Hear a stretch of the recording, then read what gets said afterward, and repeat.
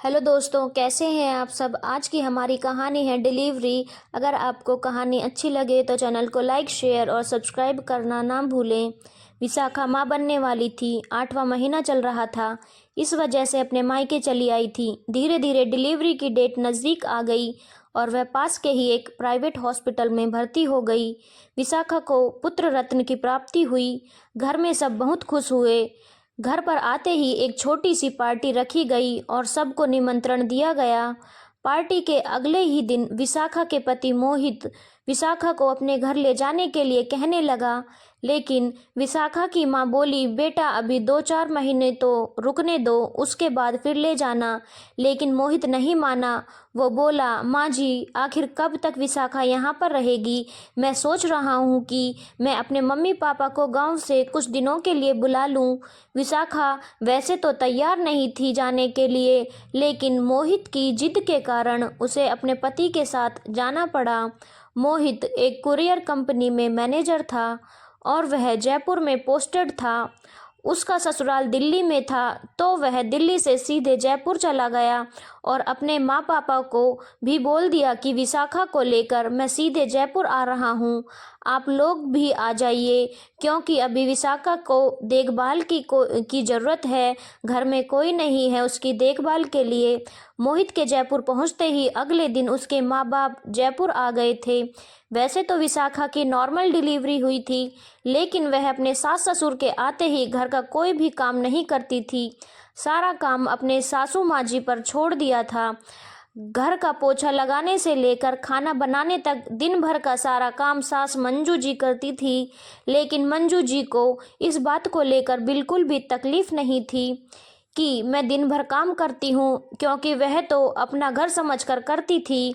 उन्हें जरा भी एहसास नहीं था कि उन्हें विशाखा जानबूझकर काम में लगाए रहती है और अपने दिन भर टीवी देखती रहती है और हमेशा शरीर में दर्द का बहाना बनाकर आराम करती रहती थी। और तो और अब मोहित भी बाहर का कोई भी काम नहीं करता था। बाहर से सब्जी लाना हो या बाहर का कोई भी काम हो, सारा कुछ उसने अपने बाबूजी पर छोड़ दिया था।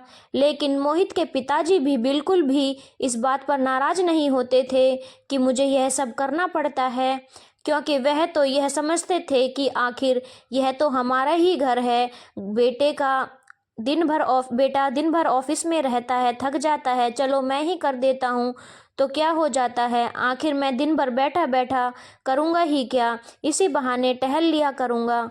धीरे धीरे मोहित का लड़का 6 महीने का हो गया, लेकिन विशाखा अब भी घर का कोई काम नहीं करती थी। मोहित की माँ चाहे बीमार भी पड़ती थी, तब भी उनको घर का सारा काम करना पड़ता था और बदले में 10 फरमाइश और भी कर देती थी। मम्मी जी आज शाही पनीर खाने का मन कर रहा है, आप बहुत अच्छा बनाती हैं, क्या आज आप बना देंगी।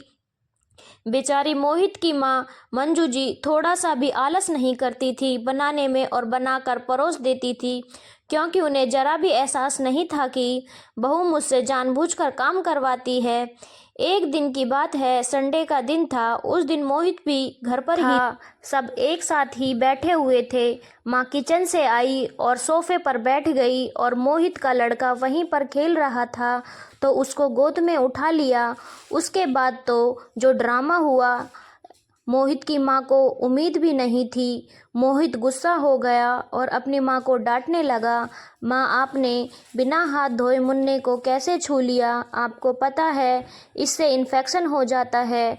और हाँ, आप जब भी मुन्ने को छुएं तो हाथ धोकर ही छुएं। उसके बाद तो धीरे धीरे मोहित का व्यवहार बिल्कुल ही बदल गया। माँ आप ज़ोर से मत बोला करो, मुन्ना जाग जाएगा। माँ आप मुन्ने से इंग्लिश में बात करो, नहीं तो मुन्ना गांव की भाषा सीख कर गंवार बन जाएगा।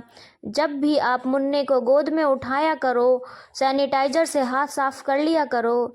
एक दिन शाम को जब मोहित की माँ ने सबको खाना परोसा, तो मोहित ने खाना ले जाकर किचन में रख दिया। उनसे बोला, अब आपको खाना बनाने में बिल्कुल भी मन नहीं लगता है। अगर आपको अच्छा नहीं लगता है खाना बनाना तो छोड़ दो, विशाखा बना दिया करेगी।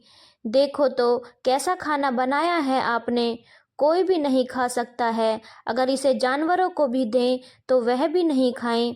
बात ऐसी थी कि अब विशाखा और मोहित अपने माँ बाप को वहाँ पर रखना नहीं चाहते थे, क्योंकि इनका काम अब खत्म हो गया था।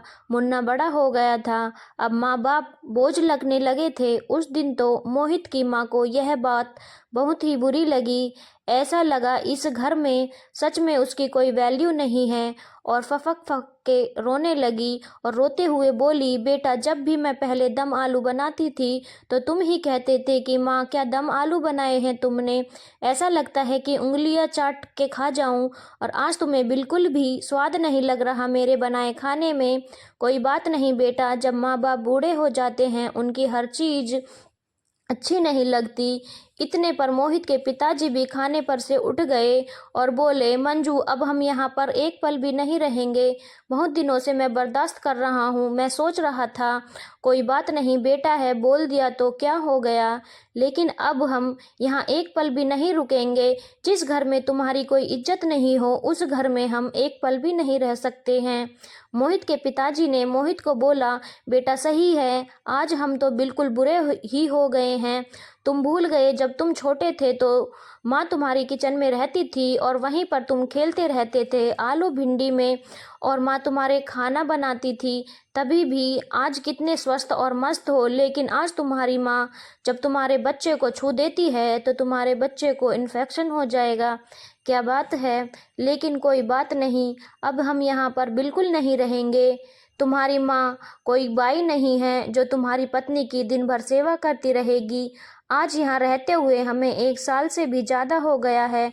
क्या तुम्हारी पत्नी ने कभी तुम्हारी माँ के पैर दबाए हैं? कभी पूछा है अपनी पत्नी से कि तुम भी घर में हाथ बटा दिया करो? हम कोई नौकर नहीं हैं जो यहाँ पर दिन भर काम करें और उसके बदले में तुम हमें खाना भी देते हो। ऐसी ज़िंदगी से बेहतर है कि हम अपने घर चले जाएं, वहाँ हमें कोई बोलने वाला तो नहीं है। अगले दिन ही मंजू जी और मोहित के पिताजी सुबह ही अपने गांव को लौट गए थे। उसके बाद जब विशाखा को घर का सारा काम करना पड़ता था, तब एहसास हुआ कि सास ससुर क्या होते हैं।